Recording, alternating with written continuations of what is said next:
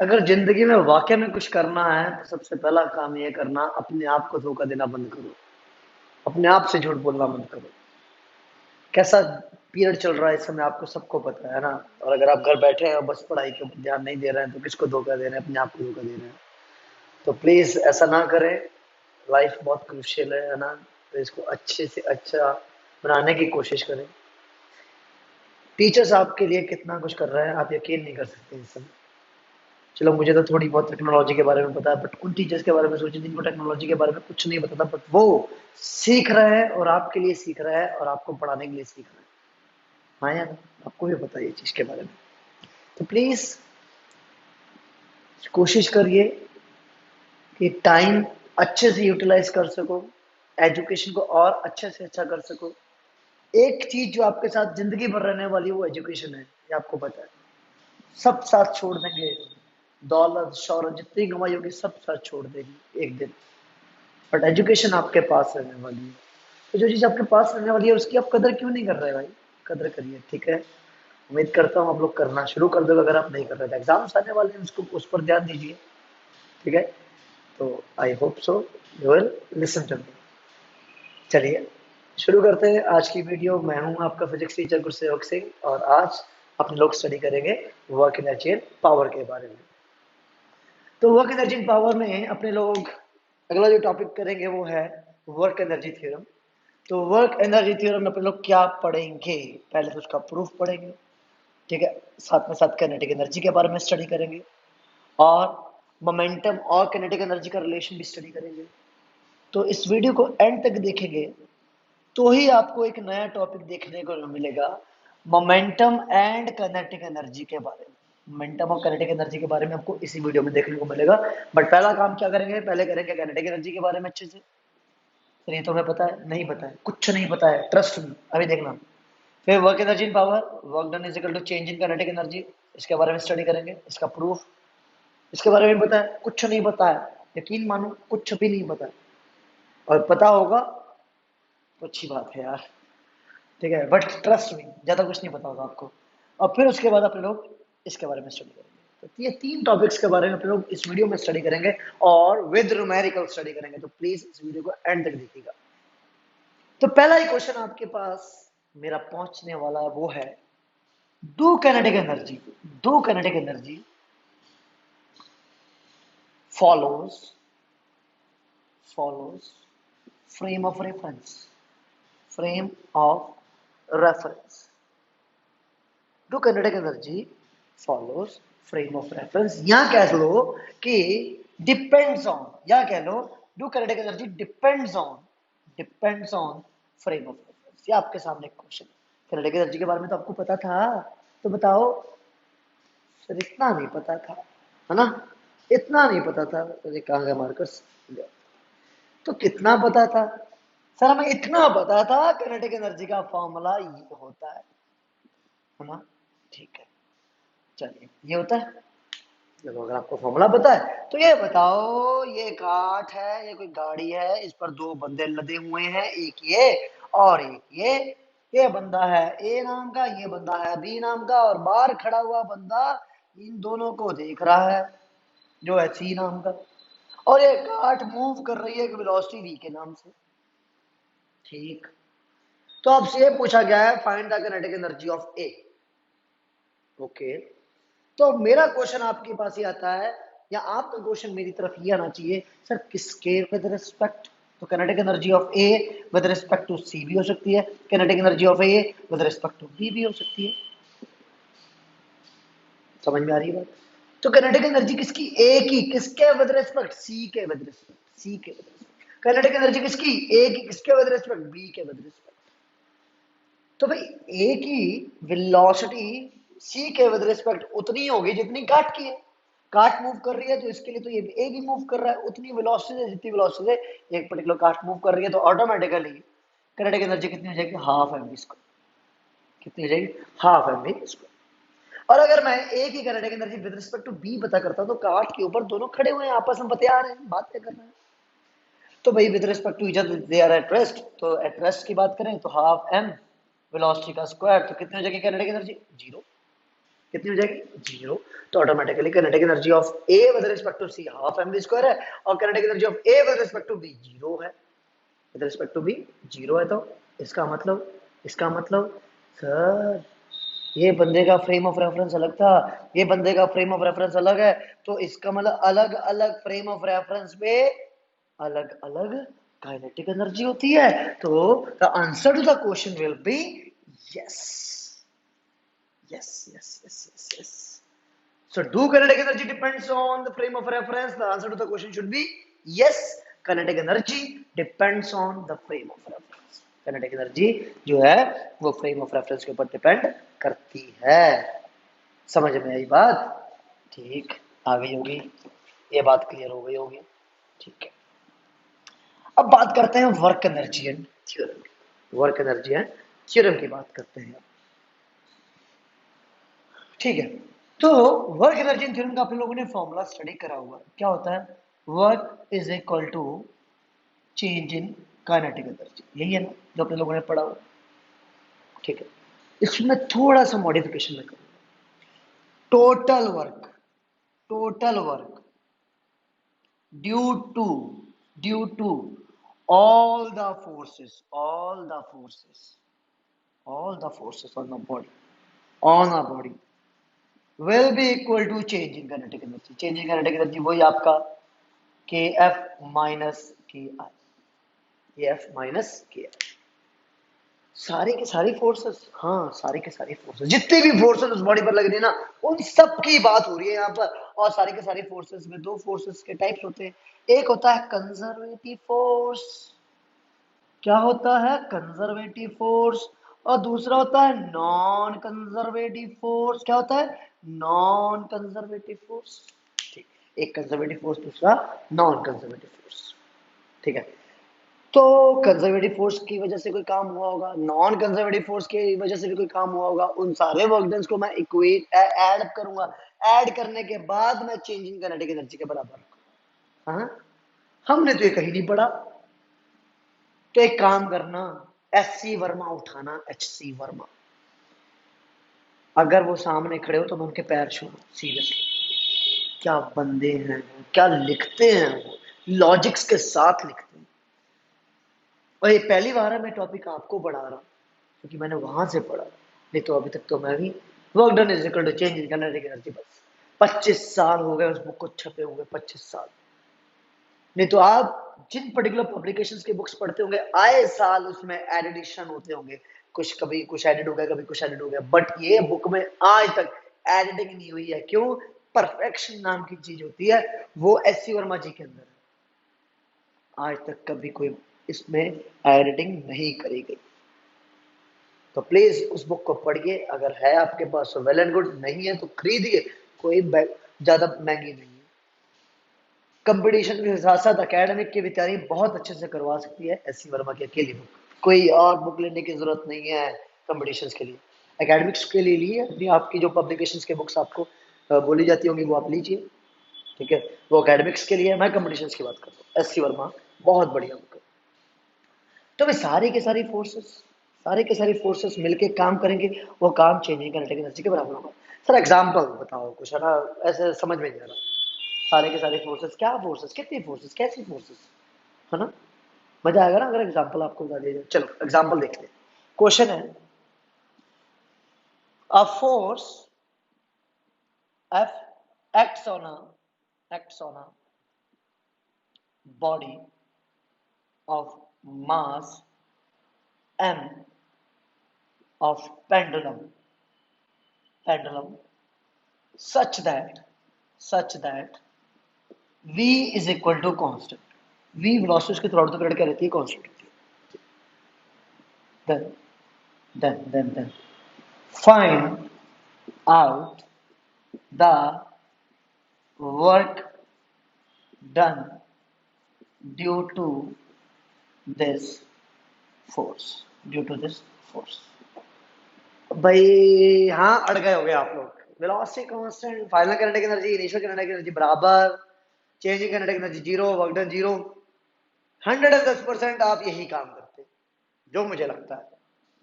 But अगर आप pendulum की बात करो बॉब ऐसे था, फोर्स एफ कुछ इस तरह से लगा होगा, फोर्स एफ कुछ इस तरह से लगा, एक एंगल थीटा बनाया होगा उसने, और बॉब आपका यहाँ पहुंच गया होगा।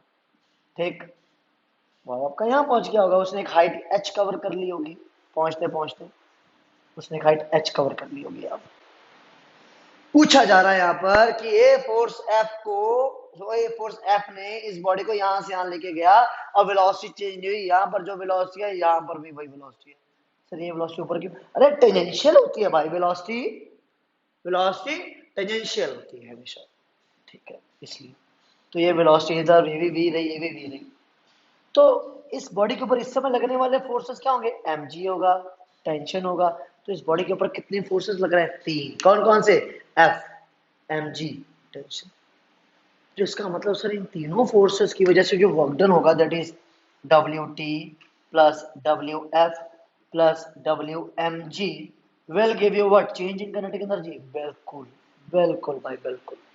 और काइनेटिक एनर्जी तो वेलोसिटी की वजह से होती है, और वेलोसिटी तो सेम है, वेलोसिटी सेम है, तो changing kinetic energy zero, changing kinetic energy zero. तो इसका मतलब work done due to tension plus work done due to force plus work done due to MG will be equal to what? Zero. ऐसा example करवा दूंगा कि ये जो मैं चीज यहां बोल रहा हूं बिल्कुल क्लियर हो जाएगी, बिल्कुल क्लियर। ठीक है, तो work done due to tension देखते हैं भाई। यहाँ का वर्क डन देखो टेंशन की वजह से, टेंशन तो फोर्स का वर्क डन का फॉर्मूला क्या होता है? वर्क डन का फॉर्मूला होता है W is equal to F S cos theta. ठीक है, theta is the angle between force and displacement. Displacement की डायरेक्शन वेलोसिटी की डायरेक्शन होती है। ठीक है, तो टेंशन ऊपर, वेलोसिटी इधर, जिधर डिस्प्लेसमेंट होगा उधर ही वेलोसिटी होगी। टेंशन ऊपर, डिस्प्लेसमेंट इधर, तो वेलोसिटी जो होती है वो होती है टेंजेंशियल। सर्कुलर मोशन अगर हो रहा होगा तो वेलोसिटी क्या होगी? टेंजेंशियल होगी। और ये टेंशन ऐसा रेडियस का काम कर रहा होगा, रेडियस की डायरेक्शन में जा रहा होगा, तो ये वेलोसिटी टेंजेंशियल, ये रेडियस, तो ऑटोमेटिकली एंगल 90 cos 90 जीरो। तो work done due to tension तो जीरो होगी। फिर यहाँ जीरो ही ना, यहाँ तो होगी। चलो यहाँ देख लो, यहाँ देख लो, tension T inverse, velocity tangential, फिर से एंगल 90 ले आओ। कितना मजा आ गया, work done due to tension हो गया, अब भी जीरो। तो ये भी जीरो होगा, ये भी जीरो होगा, तभी तो जीरो हुआ। देखते हैं वो, देखते हैं। Work done due to force में निकालना है, ये तो हमारी रिक्वायरमेंट है। एमजी की वजह से देखते हैं, अब एमजी की वजह से, एमजी की वजह से देखो। अब देखिए ये बॉडी यहाँ पर है जिसके ऊपर एमजी वेट नीचे की तरफ लगा, और इसको यहाँ तक लेके गया बॉडी को, यहाँ तक। देखा जाए क्या हुआ, देखा जाए तो क्या हुआ, ये हाइट एच कवर करवाई इसने, ये हाइट एच कवर कर ली। तो भाई कंजर्वेटिव फोर्स होता है ना ग्रेविटेशनल फोर्स, स्टडी करा हुआ है, कंजर्वेटिव फोर्स होता है आपका ग्रेविटेशनल फोर्स। तो बॉडी इधर से जाए या इधर से जाए या इधर से जाए, जिधर से मर्जी जाए, work done due to conservative force does not depend upon the path, it truly depends upon its initial and final position. तो मैं मान के चलता हूं मैं बॉडी को यहां से यहां लेके गया, फिर ऊपर लेके गया। ठीक, जब मैं ए से बी लेके जा रहा हूं, जब मैं ए से बी लेके जा रहा हूं, तो ध्यान से देखो mg नीचे, डिस्प्लेसमेंट उधर, work done zero. Work done due to mg force from A to B is zero. क्यों? mg नीचे, डिस्प्लेसमेंट उधर। अब मैं बी टू सी लेके गया, मैं बी टू सी लेके गया, तो that is work done due to B C will be equal to force F S cos theta. अगर फॉर्मूला लगाओ तो mg नीचे, बिल्कुल, एस ऊपर, हाइट एच हो गई, और थीटा 180 तो हो जाएगा माइनस का 1, cos 180 माइनस का 1। तो क्या मिला? Work done due to BC force that is MG की वजह से, तो work done due to MG कितना आ गया? माइनस का एमजीएच, माइनस का एमजीएच। ये एच मुझे मिल जाए तो बात बन जाए, ये एच मुझे मिल जाए तो बात बन जाए। तो ध्यान से देखिए, मैं अगर इस लेंथ को निकाल लूं तो ये टोटल जो एल लेंथ है मेरे पास स्ट्रिंग की, उसमें से मल्टी माइनस कर दूंगा तो मुझे एच मिल जाना चाहिए। तो अगर ये एंगल कोई थीटा है, सपोज ये एंगल कोई थीटा है, ठीक है, और ये लेंथ है स्ट्रिंग की एल, तो मैं cos थीटा का यूज करूंगा। ध्यान से देखना, cos theta, cos theta equal to base, ये base B upon hypotenuse that is L. तो base B will be equal to L cos theta, base B will be equal to L cos theta. ये जो L cos theta है ना, इस L cos theta को मैं complete L में से माइनस करूंगा, मुझे एच मिल जाएगा। तो एच की वैल्यू क्या हुई? L minus L cos theta. इसको यहां पुट करा तो W of mg will be equal to minus का mg, उसमें ध्यान से कि L कॉमन आया, वो ब्रैकेट में 1 माइनस cos थीटा। इस डब्ल्यू एम जी को यहाँ पुट करा तो माइनस का एम जी एल ब्रैकेट में 1 minus cos theta is equal to 0। अब इस कंप्लीट टर्म को 0 के साइड भेजो तो डब्ल्यू एफ की वैल्यू कितनी, एम जी एल ब्रैकेट में 1 माइनस कॉस थीटा। तो तो आपको क्या मिलता है, work done due to force F. Work done due to force F आपको मिल चुका है भाई, एम जी एल ब्रैकेट में 1 माइनस कॉस थीटा। हाँ या ना? तो भाई फोर्स एफ ने काम तो करा। और आपके दिमाग में क्या जाता है, वेलोसिटी कांस्टेंट है तो काइनेटिक एनर्जी जीरो, तो वर्क डन तो जीरो होगा। बट नहीं, देखो ये टर्म जरूर ध्यान रखिए, work done due to all the forces. Academic point of view तो ठीक है भाई, वो एकेडमिक पॉइंट ऑफ व्यू काम कर जाएगा, बट हम सारा का सारा काम क्यों ना देखें भाई, हम सारे के सारे लॉजिक्स क्यों ना देखें, कोई दिक्कत थोड़ी है समझने में, समझ लेते हैं ना। ठीक है, ये तो हो गया भाई वर्क एनर्जी है theorem. Sir sir sir proof, अरे रुक मेरे भाई, अभी करा रहा, प्रूफ भी करवा देते हैं। प्रूफ देखो, सस्ता वाला कराऊं महंगा वाला कराऊं, मतलब बोले तो इजी वाला कराऊं या टफ वाला कराऊं। सर इजी तो हम कर लेंगे, टफ कराओ। बड़ा बदतमीज, जो टफ नहीं कहोगे कभी कहोगे कर लेंगे। चलो देखो, महंगा देखो, सस्ती चीजें तो मुझे भी पसंद नहीं है। प्रूफ देखिए, प्रूफ क्या कहता है। तो भाई अगर आपने पहले ही वीडियो नहीं देखी तो पहले देखिए, वेरिएबल फोर्स की वजह से वर्क डन मैंने आपको निकलवाया था, और उसका कोई फॉर्मूला था W is equal to integration of F D S, याद होगा आप लोगों को, W is equal to integration of F D S. ठीक है, एफ बोले तो फोर्स, फोर्स का formula mass into acceleration, mass into acceleration. ठीक है, अब ध्यान से देखो, यहाँ पर एक्सेलरेशन का फॉर्मूला क्या होगा, DV upon D T, DV upon D T. इस ए को यहां भेजो तो एफ की वैल्यू क्या बन जाती है, M into D V upon D T. तो इस एफ को यहां पुट करूंगा तो W is equal to integration of M D V, O my God, D V upon D T into D S, where v is equal to ds upon dt। ये ds upon dt को मैं भी put कर सकता हूं, तो w is equal to mv dv आ जाएगा। Integration कहां से कहां तक करना है, इनिशियल से लेकर फाइनल तक। तो इनिशियली मैं मान लेता हूं वेलोसिटी होगी v1, फाइनली होगी वेलोसिटी v2, मान लेता हूं। ठीक, ये मैंने मान लिया। अब इंटीग्रेशन कर दो भाई, तो w is equal to m आ गया बाहर, इंटीग्रेशन ऑफ v हो जाएगा v स्क्वायर अपॉन 2, और कहां से कहां तक, v1 से लेके v2 तक। तो क्या मिल जाएगा, w is equal to half of m v2 square minus half of m v1 square. This is what, this is work energy and theorem, change in kinetic energy is equal to work done. कोई दिक्कत नहीं होनी चाहिए यहाँ तक, जो मुझे लगता है यहाँ तक तो बहुत अच्छे से आपको समझ में आ गया होगा। अब देखो यहां से एक चीज समझनी है, क्या समझनी है sir, W is equal to K F minus K I. के एफ क्या है, फाइनल काइनेटिक एनर्जी, के आई इनिशियल काइनेटिक एनर्जी, है ना। के आई क्या है, के एफ क्या है, फाइनल, और के आई क्या है, इनिशियल। ठीक है, अगर वर्क डन आता है पॉजिटिव, वर्क डन आता है पॉजिटिव, पॉजिटिव कब आ सकता है वर्क डन, जब के एफ बढ़ जाए के आई से। तो कहने का मतलब kinetic energy increases, kinetic energy increases. अगर किसी भी पर्टिकुलर बॉडी का वर्क डन पॉजिटिव आता है तो काइनेटिक एनर्जी थ्योरम के अकॉर्डिंग आपकी काइनेटिक एनर्जी बढ़ जाती है। सिमिलरली अगर वर्क डन नेगेटिव आ रहा है तो इसका मतलब के आई आपका बड़ा है के एफ से, तो भाई इसका जो डिफरेंस होगा वो नेगेटिव आ जाएगा, that means kinetic energy decreases. ये बहुत जरूरी चीज है भाई, ये समझ लीजिए यहाँ पर, ये समझ में आ गई होगी, है ना। चलिए आगे देखते हैं क्या करना है, आगे देखते हैं क्या करना है। अब करेंगे इसके ऊपर अच्छे अच्छे न्यूमेरिकल्स। थ्योरी समझना बहुत इंपॉर्टेंट है न्यूमेरिकल्स को समझने के लिए। तो अगर आप न्यूमेरिकल्स नहीं समझना चाहते हो तो थ्योरी भी समझने की जरूरत नहीं है। Suppose a mass of 0.5 kg under a force F moves with velocity is equal to 5x की power 5/2, then find the work done from x is equal to 0 to x is equal to 2 meters। Low work done पता करिए। अरे मेरे भाई यहाँ पर क्या करना होगा आपको, समझने वाली बात है। वर्क डन निकालना है तो चेंजिंग काइनेटिक एनर्जी का एक फॉर्मूला है ना, दिमाग में तो ये क्या होगा, एफ इंटू एस। ठीक, बट आपको यहाँ पर लगाना है changing kinetic energy, K F minus K R. K F की वैल्यू कैसे निकाली जाती है, के एफ की वैल्यू निकाली जाती है हाफ एम वी एफ का स्क्वायर। वी एफ की वैल्यू कैसे निकाली जाएगी, तो वी एफ की वैल्यू होगी यहाँ पर, ध्यान से देखिए, 5x की पावर 5/2 में पुट करना है x को कितना, 2 मीटर्स। तो वी एफ की वैल्यू ध्यान से देखो, 5x की जगह 2 पावर 5/2 पुट करोगे, ध्यान से देखो, K F is equal to half, mass की जगह 0.5, वी एफ की जगह 5, 2 पावर 5/2 का होल स्क्वायर।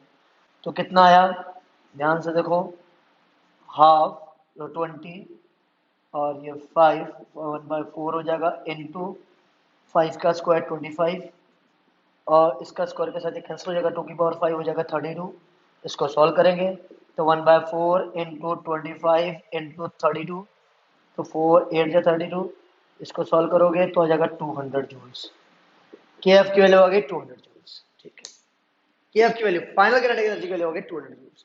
के आई इनिशियल, के आई बोले तो इनिशियल, तो half of M V I का square, half of M, M की वैल्यू 0.5, वी आई की वैल्यू पुट करोगे तो वी आई, ध्यान से देखिए, वी आई 5x की जगह 0 की पावर 5/2, 0 की पावर एनीथिंग 0 है ना, और 0 इंटू एनीथिंग 0, तो के आई इनिशियल काइनेटिक एनर्जी हो गई 0। 200 joules minus 0 will give you what? 200 joules minus 0 will give you what? 200 joules. So this is what? This is the total amount of work done by the force F applied on the body. देख लीजिए एक बार जल्दी से।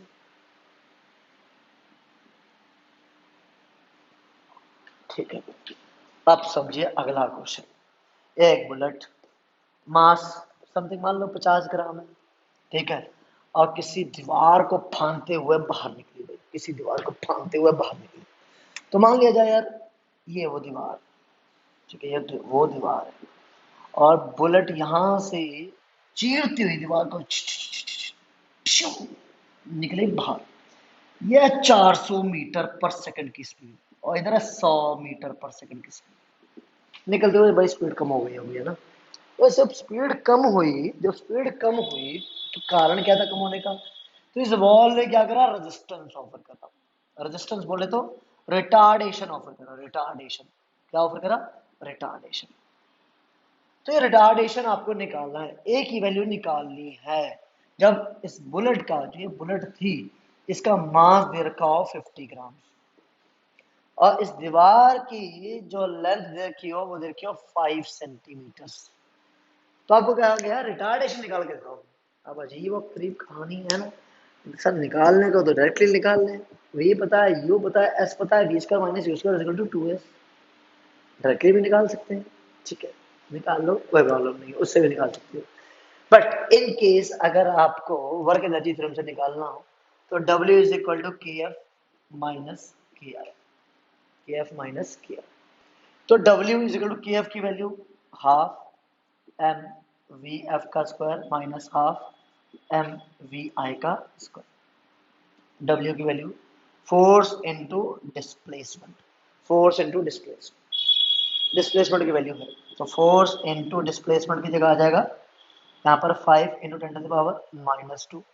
Half of M, M आपका common आ गया तो 50/1000, V F का स्क्वायर दैट इज 100 का स्क्वायर, 100 का स्क्वायर हो जाएगा 10,000 माइनस वी आई का स्क्वायर 400, तो 400 का स्क्वायर दैट इज कितना हो गया मेरे भाई, देख ले जरा। ठीक है, इन दोनों को सॉल्व करना पड़ेगा। सॉल्व करने के बाद एफ आपको मिल जाएगा, इधर से इसको इधर ले जाओगे, एफ आपको मिल जाएगा। एफ मिलने के बाद क्या करना है, एफ की वैल्यू को एम ए के बराबर रख देना, तो ए की वैल्यू आ जाएगी एफ अपॉन एम। एम तो आपको पहले से पता है, अरे एम तो भाई आपको पहले से ही पता है, और एफ आपने यहां से निकाल लिया तो ए की वैल्यू आ जाएगी। तो रिटार्डेशन निकालने का एक सिंपल तरीका ये भी है वर्क एनर्जी से। ठीक है भाई, देख लो। ठीक, आगे नेक्स्ट क्वेश्चन। सपोज एक बॉडी है 4 किलो की, ठीक, और फोर्स F उसके ऊपर लग रहा है, a body of 4 kg and a force F is applied on it such that its displacement is given by such that its displacement is given by S is equal to 4t minus t, sorry 4t square minus 8t plus 10. ये कुछ इस तरह से given है आपको. Find work done from x is equal to 0 to x is equal to 4 meters. यहां तक का वर्क डन निकाल आप. तो क्या करेंगे भाई, सिंपल सी बात भाई, एस आपको जो गिवन है 4t square minus 8t plus 10, इसका तो जाहिर सी बात है यूज करना पड़ेगा कहीं ना कहीं. और वर्क डन का फॉर्मूला क्या था, change in kinetic energy, K F minus किया, के एफ की value half of M V F का square minus half of M V I का square is equal to work done. ये work done यहाँ से आपको निकल जाएगा. भाई वेलोसिटी कहाँ है, वेलोसिटी तो पता ही नहीं है, तो भाई वेलोसिटी निकाल कैसे, ds अपॉन dt के फॉर्मूले से. क्या पता नहीं है तुझे फॉर्मूला पता है, s की वैल्यू गिवन है, s की वैल्यू को यहाँ पुट करेंगे तो d upon dt of s की जगह आ जाएगा 4t square minus 8t plus 10 ऐसे.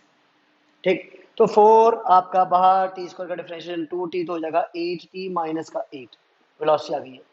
अब भाई आपने x को, सॉरी यार टाइम को लिखना था, सॉरी गलत हो गया क्वेश्चन, टाइम 4 सेकंड्स. अब क्या करना है, टाइम t इक्वल टू 0 को यहाँ पुट करूंगा तो वेलोसिटी हो जाएगी माइनस का 8 मीटर पर सेकंड. ये आ गई इनिशियल. और अगर मैं फाइनल की बात करूं तो 4 सेकंड्स में पुट करूंगा यहाँ पर, 4 8 जा 32 32 माइनस 8 कितना 24, तो वी एफ की वैल्यू हो जाएगी 24 मीटर पर सेकंड. ठीक, तो वी आई और वी एफ की वैल्यू से यहाँ पुट करेंगे, वर्क डन की वैल्यू निकाल लेंगे और फिर उसके बाद इसको असाइनमेंट के तौर पे कर देंगे. ठीक, अब बात आती है अपने नेक्स्ट टॉपिक की, जो कि बहुत बहुत बहुत बहुत बहुत इंपॉर्टेंट है और आपसे मैंने डिस्कस कर लिया था शुरू में, ये करवाएंगे आज, तो आपने लोग पहुंच चुके. तो टॉपिक क्या है, वर्क एनर्जी, और sorry relation between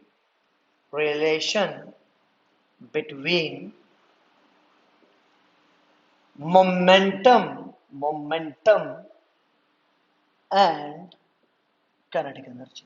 relation between momentum and kinetic energy के बीच का रिलेशन अपने लोग करने जा रहे हैं. समझिएगा ध्यान से समझिएगा, कोई बड़ा लॉजिक नहीं लगाना इसमें. सिंपल काइनेटिक एनर्जी का फॉर्मूला जो आपको पता है, हाफ एम वी स्क्वायर. ठीक, और सिंपल मोमेंटम का फॉर्मूला जो आपको पता है, मास इनटू वेलोसिटी. ये क्वेश्चन नंबर 1 हो गई भाई, ये क्वेश्चन नंबर 2 हो गई भाई.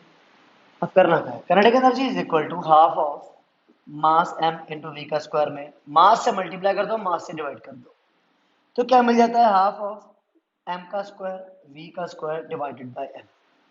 तो अब हाफ ऑफ m v का whole square upon m is equal to k.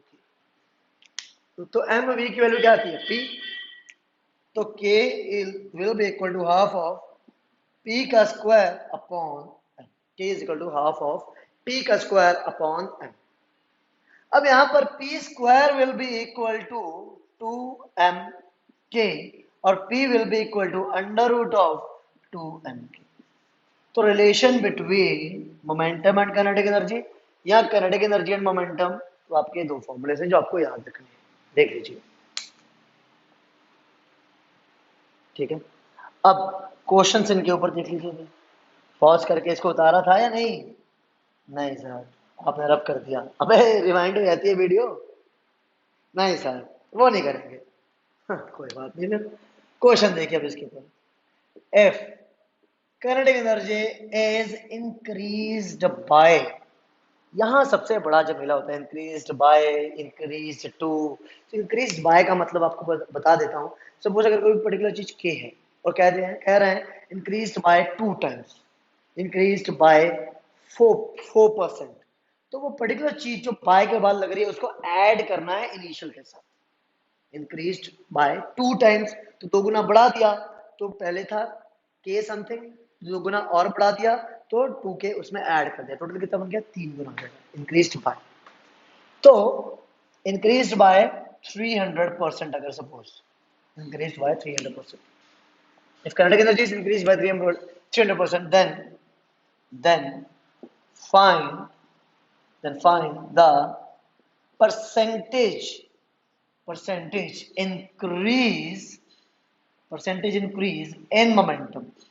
Momentum के अंदर का परसेंटेज इंक्रीज बताइए क्या होगा, ये पूछा गया है। चलो, तो suppose initial kinetic energy K1 K के बराबर है, इनिशियल काइनेटिक एनर्जी K1 को K के बराबर मान लिया, ठीक, और मोमेंटम आपका P1 P के बराबर मान लिया यार। चलो, अब बात कर रहे हैं K2 की, K2 की वैल्यू क्या होगी, K2 की वैल्यू K पहले से थी और कह रहा है 300% हमने और बढ़ा दिया भाई, चलो बढ़ा दी होगी यार, तो 300/100 ऑफ K, तो कितनी हो गई 400 K अपॉन 100, तो कितनी हो गई भाई 4 टाइम्स ऑफ K, K2 की वैल्यू कितनी होगी 4 टाइम्स ऑफ K। तो P2 पता करो, तो P2 पता करने का तरीका क्या है, P2 will be equal to under root of 2mk2, P2 will be equal to what 2 under root of 2mk2, ठीक है, अंडर रूट ऑफ 2mk2 की जगह क्या होगा 4k, ये 2 की जगह क्या होगा 4k, अब 4 आ गया बाहर तो बचा क्या 2 अंडर रूट 2mk, चलो ये हो गई फाइनल वाली मोमेंटम की वैल्यू। अगर मैं इनिशियल के लिए फॉर्मूला देखता तो क्या होता, P1 will be equal to under root P P1 will be equal to under root of 2mk1 और k1 की जगह k आ गया, ये पर्टिकुलर चीज यहां पर दिख रही होगी आपको, ये पर्टिकुलर चीज देखो क्या है P1 है, तो P2 की वैल्यू क्या हुई, P2 की वैल्यू हुई 2P1 के बराबर, P2 की वैल्यू हुई 2P1 के बराबर। अब चेंज पता करना है तो परसेंटेज चेंज जो आएगा वो क्या आएगा P2 minus P1 upon original into 100, change पता करना था, परसेंटेज इंक्रीज या परसेंटेज चेंज पता करना था, P2 minus P1 upon original into 100, तो P2 की value 2P1 minus P1 upon P1 into 100, तो भाई साफ दिख रहा है यार 2P1 माइनस P1, P1 से P1 कैंसिल हो जाएगा तो क्या बचेगा जस्ट 100, तो परसेंटेज इंक्रीज कितना आएगा 100%, कोई दिक्कत नहीं होनी चाहिए।